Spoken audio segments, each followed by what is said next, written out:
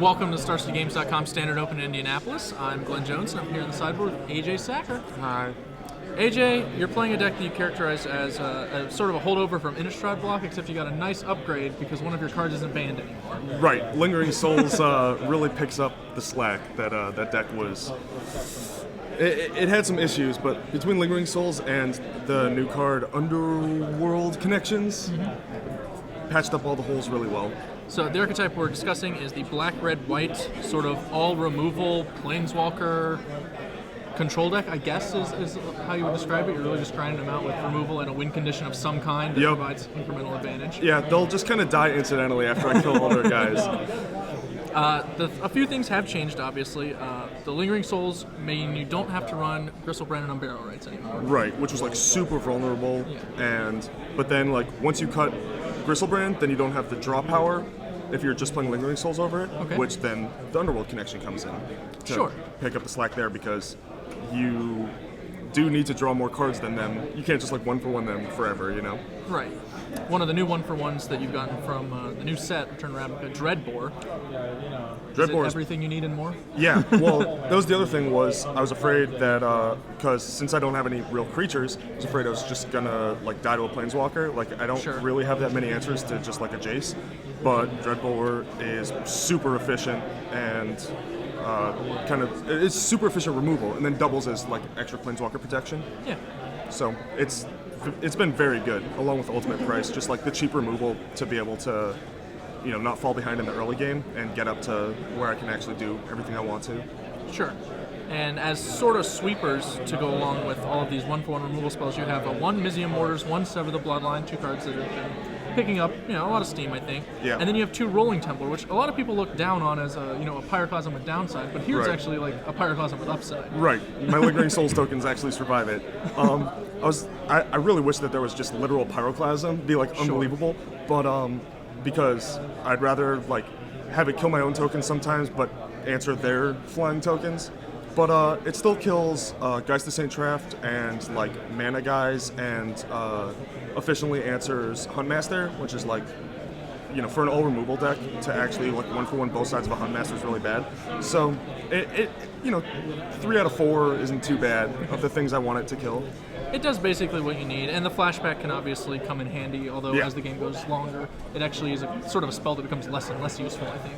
Yeah, but like you still need to kill literally every guy. It's not like you stabilize and then like you have a Titan so that if they have a guy, you actually do need to kill like their random 2/2 that they draw on turn 10. They cannot have a creature. Right, so the flashback actually is pretty good in this deck.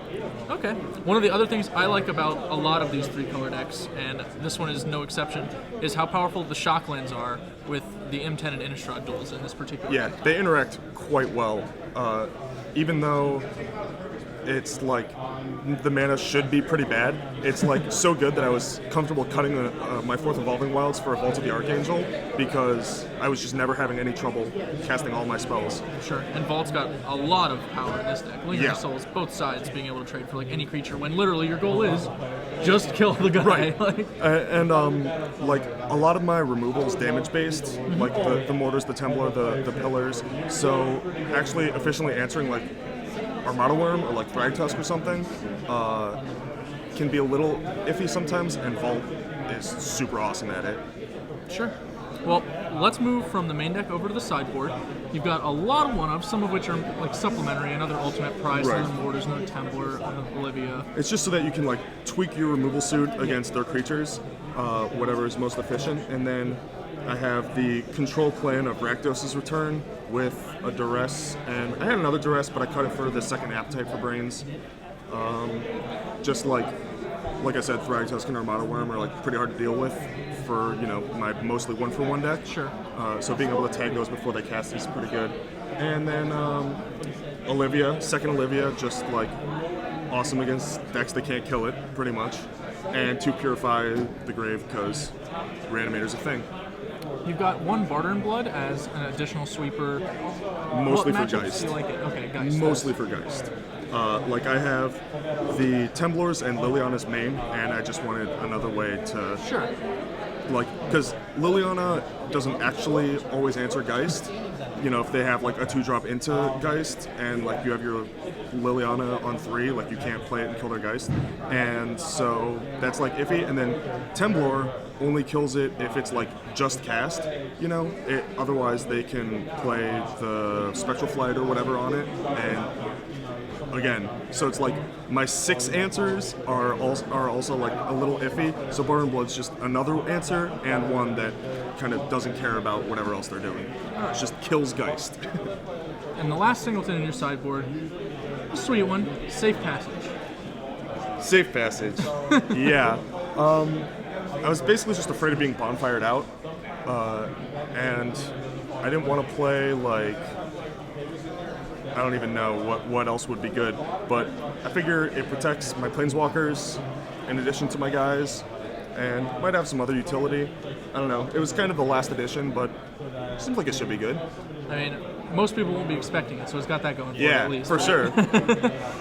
Every time you get a free one off the Safe Passage, you Yeah, count that one up to being get the jaw to unpredictable. drop. That's all I want. I mean, you got to expand your range. Yeah, exactly. All right, well, we're going to go ahead and let you get back to the tournament. How have you started off so far? 2-0. 2-0, so a strong undefeated start. Obviously, 8 more rounds. It's a lot of Magic rounds. battles. It's a lot of rounds. It's a lot of creatures to kill. That is a lot of creatures to kill. How many do you think you kill in an average game? Just ballpark. Well, I've played against like green-black zombies and like red-white humans. Okay, so we're up in the average. I've already killed quite a few creatures today. All right, well, hopefully we rack up a triple-digit body count with this brew, and I think we can do see it. you in the top 8. So, Thanks. congrats.